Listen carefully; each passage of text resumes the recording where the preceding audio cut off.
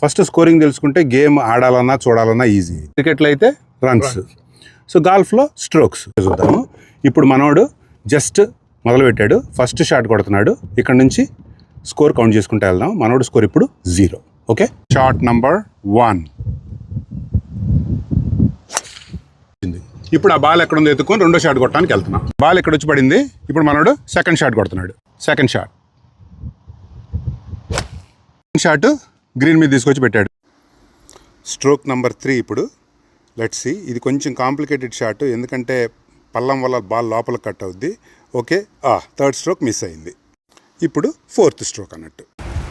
చూశారు కదా, whole number 1లో ఆ బాల్ని తీసుకొచ్చి హోల్లో పెట్టడానికి 4 స్ట్రోక్స్ పట్టింది. అంటే ప్రస్తుతం స్కోరు 4.